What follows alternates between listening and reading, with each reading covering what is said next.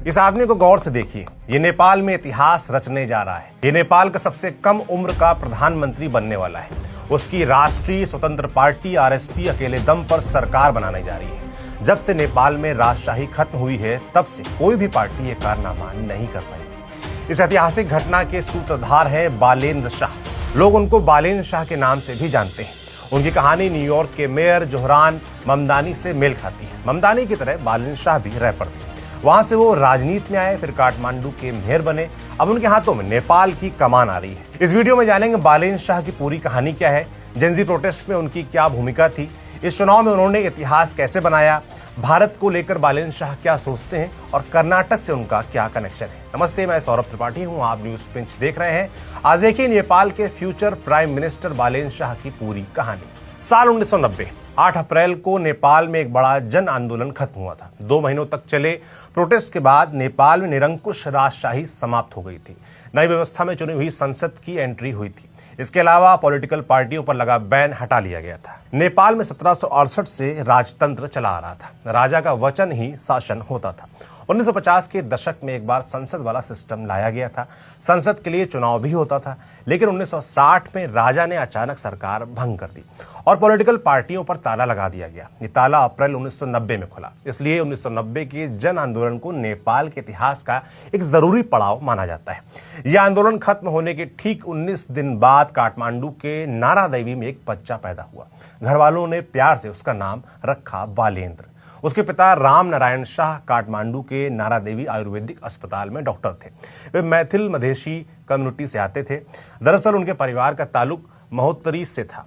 ये मधेश प्रांत का एक जिला है। मधेश की दक्षिणी सीमा बिहार से लगती है। ये मैथिलों का इलाका है। उनके बोलचाल और रहन सहन में मैथिल समाज का बड़ा प्रभाव दिखता है, इसलिए उन्हें मैथिलों से जोड़कर देखा जाता है। नेपाल की राजनीति में मधेशी हमेशा हाशिए पर रहे, लेकिन बालेन्द्र ने उन्हें मेन स्ट्रीम में ला दिया है। वो नेपाल के पहले मधेशी प्रधानमंत्री होंगे, लेकिन यहाँ तक का रास्ता कई गलियों और पड़ावों से होकर गुजरा है। बालेन्द्र जब बड़ा हो रहा था, उसके पिता उसको मीटिंग्स में अपने साथ ले जाते थे। उसको वेटिंग रूम या रिसेप्शन पर छोड़कर वो मीटिंग में चले जाते और बालेन्द्र बाहर चल रही आपाधापी को ऑब्जर्व करता था। ये उसकी पहली ट्रेनिंग थी, जो किताबों के बजाय ग्राउंड जीरो से हो रही थी।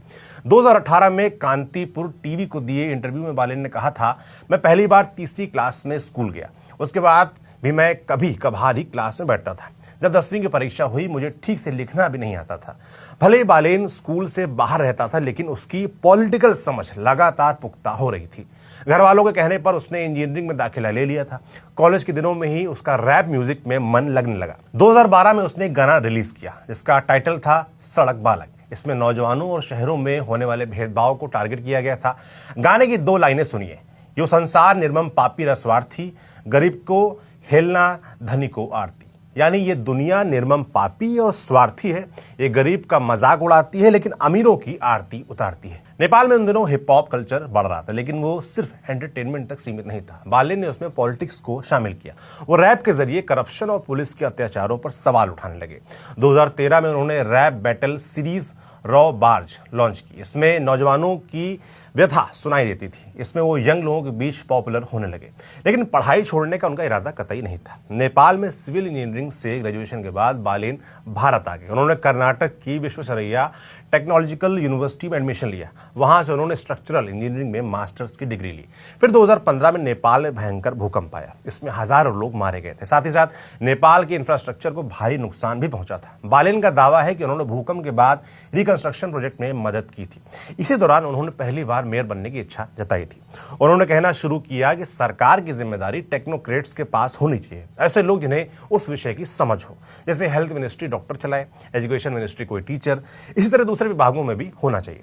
फिर 2022 में बालेन्द्र शाह ने निर्दलीय काठमांडू का मेयर इलेक्शन लड़ने का ऐलान किया। तब तक उनकी पहचान रैपर वाली हो चुकी थी। ऑनलाइन प्लेटफॉर्म्स पर उनके गाने खूब धूम मचाते थे। अब ग्राउंड पर उनकी पहली परीक्षा होनी थी। बालेन्द्र अपने भाई के साथ एक स्कूटर पर चलते थे। उनके एक हाथ में माइक्रोफोन होता था और दूसरे में पैम्फलेट का बंडल। वो चौक पर खड़े होकर अपने लिए प्रचार करते, लेकिन कोई सुनने को तैयार नहीं होता था, किसी जगह पर 10 लोग इकट्ठा हो जाएं तो भी बड़ी बात होती थी। फिर भी बालेन ने हिम्मत नहीं हारी। उन्होंने सोशल मीडिया प्लेटफॉर्म्स के जरिए अपनी बात पहुंचानी शुरू की। धीरे धीरे उनकी रैलियों में भीड़ जुटने लगी। इनमें ज्यादातर नई उम्र के लड़के लड़कियां होते थे। वो उम्मीदों और ऊर्जा से भरे लोग होते थे। बालेन का इलेक्शन सिंबल छड़ी थी। उनके समर्थकों ने उसको मजबूत गट्ठर में बदल दिया। बालेन ने काठमांडू की बेसिक जरूरतों पर ध्यान दिया था। उन्होंने सफाई, साफ पानी, साफ सड़क और कल्चरल हेरिटेज को बचाने का वादा किया। उनका एक और वादा खूब चर्चा में रहा। बालेन ने कहा था कि वो अवैध इमारतों को ध्वस्त कर देंगे। जब चुनाव हुआ तो लोगों ने उनको हाथों हाथ लिया। उनके सामने स्थापित पार्टियों के दिग्गज नेता खड़े थे, लेकिन बालेन ने सबको पीछे छोड़ दिया। उन्होंने 23,000 से ज्यादा वोटों के अंतर से जीत हासिल की थी। 32 साल के एक नौजवान रैपर के लिए ये जीत असाधारण थी। इसी के साथ नेपाल की राजनीति में नया अध्याय शुरू हो चुका था। मई 2022 में बालेन शाह ने काठमांडू के मेयर के तौर पर शपथ ली। मेयर बनते ही उन्होंने सबसे पहले बुलडोजर चलाना शुरू किया। काठमांडू के कई इलाकों में लंबे समय से अवैध अतिक्रमण था। सरकारी जमीन और नदियों पर लोगों ने बिल्डिंग्स बना रखी थी। एक नदी के ऊपर तो मार्केट चल रहा था। बालेन ने उन सब पर बुलडोजर चलवा दिया। कोई और मेयर ऐसी हिम्मत नहीं दिखा पाया था। इसके लिए उनकी खूब तारीफ हुई, लेकिन कई लोगों ने उनकी आलोचना भी की। कहा गया कि वे गरीबों की रोजी रोटी छीन रहे हैं, उनको जमीनी हकीकत से कोई वास्ता नहीं है। मगर बालेन पर इसका कोई असर नहीं पड़ा। उनके मेयर रहते काठमांडू साफ रहने लगा। ट्रैफिक रूल्स का कड़ाई से पालन हुआ और बिल्डिंग्स बनने के लिए नियम भी सख्ती से लागू किए गए। लेकिन उन्हीं के समय में सरकारी स्टाफ और टीचर्स की सैलरी कई महीनों तक रुकी रही। जिन भूमिहीन लोगों को अतिक्रमण से हटाया गया था, उन्हें भी भटकने के लिए छोड़ दिया गया था। इसको लेकर उन पर सवाल उठे, लेकिन बालेन की किस्मत बुलंद थी। उनकी पॉपुलैरिटी बढ़ती जा रही थी। फिर 2023 में उन्होंने एक कंट्रोवर्सी पैदा की। बालेंद्र ने अपने दफ्तर में नेपाल का एक नक्शा लगाया था। उसमें भारत के कई इलाकों को नेपाल का हिस्सा दिखाया गया था। यह मैप 1816 की सुगौली संधि से पहले का था। इस संधि में ब्रिटिश भारत और नेपाल के बीच की सीमा तय हुई थी। बालेन ने इसको दरकिनार करते हुए ग्रेटर नेपाल नक्शा लगाया था। इसी वजह से काफी विवाद हुआ, लेकिन बालेन पीछे नहीं हटे। उनका कहना था कि भारत ने अपनी संसद में अखंड भारत का चित्र लगाया है। इसमें नेपाल के इलाकों को शामिल किया गया है। वे इसको कल्चरल मैप कह रहे हैं, इसलिए मैंने ग्रेटर नेपाल का ऐतिहासिक नक्शा लगाया है। कोई मुझे रोक नहीं सकता। फिर जून 2023 में आदि पुरुष रिलीज हुई। इसमें एक सीन में सीता मां को भारत की बेटी कहा गया था। बालेन ने इस सीन पर आपत्ति जताई। उन्होंने कहा कि जब तक डायलॉग नहीं हटेगा वो फिल्म को रिलीज नहीं होने देंगे। उन्होंने काठमांडू में फिल्म की रिलीज पर बैन भी लगा दिया। अंत में नेपाल की सुप्रीम कोर्ट ने उनका फैसला पलट दिया, लेकिन तब तक वो लाइमलाइट में आ चुके थे। उन्होंने एंटी इंडिया धड़े को अपनी तरफ खींच लिया था।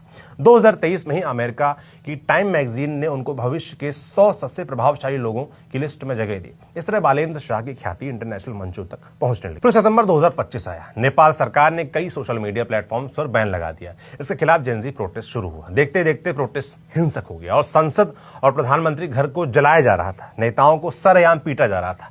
प्रधानमंत्री केपी शर्मा ओली किसी तरह बच कर निकल गए, लेकिन 9 सितंबर को उन्हें इस्तीफा देना पड़ा। बालेन शाह ने इस प्रोटेस्ट का समर्थन किया था। उन्होंने एक मौके पर केपी शर्मा ओली को आतंकवादी कहा था। प्रोटेस्ट में उनके गाने भी खूब इस्तेमाल हुए। इसलिए प्रोटेस्ट के बाद जब कार्यवाही सरकार बनने की बारी आई, तब बालेन शाह का नाम सबसे आगे था। रिपोर्ट्स तो ये भी है कि उन्हें कई बार फोन भी किया गया था, लेकिन उन्होंने फोन नहीं उठाया। अंत में सुप्रीम कोर्ट की पूर्व चीफ जस्टिस सुशीला कार्की कार्यवाहक प्रधानमंत्री बनी। बालेन शाह का यह मूव काफी कैलकुलेटेड था। वो लंबी पारी खेलना चाहते थे। उन्होंने गुपचुप तरीके से अगले चुनाव की तैयारी शुरू कर दी थी। लेकिन नवंबर 2025 में एक फेसबुक पोस्ट ने तहलका मचा दिया। 1 नवंबर 2025 की आधी रात बालेन शाह ललितपुर के एक रेस्टोरेंट में फोन चला रहे थे। रात के 11:56 पर उन्होंने अपने फेसबुक अकाउंट से एक पोस्ट किया।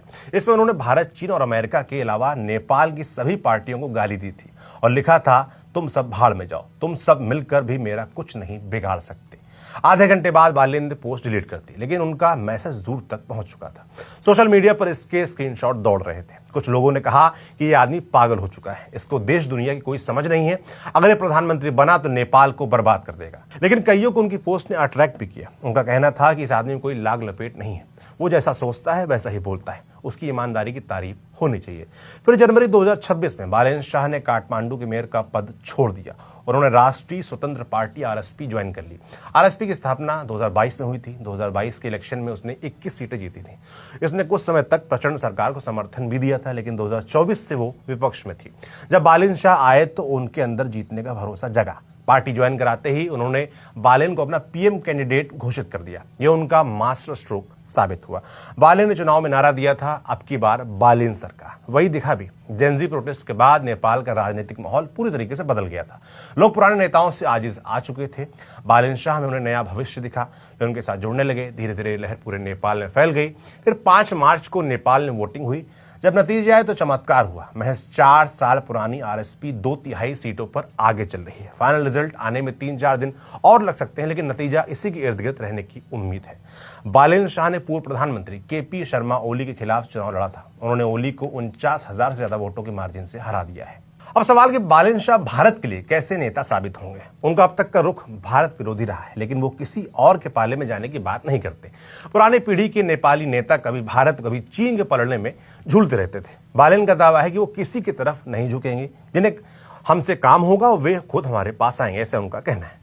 भारत में कई लोग बालेन शाह की इंडिया कनेक्शन को बढ़ा चढ़ाकर पेश कर रहे हैं, लेकिन एक बात समझनी होगी कि वो नेपाल के नेता हैं। उनकी पहली जिम्मेदारी नेपाल के प्रति है।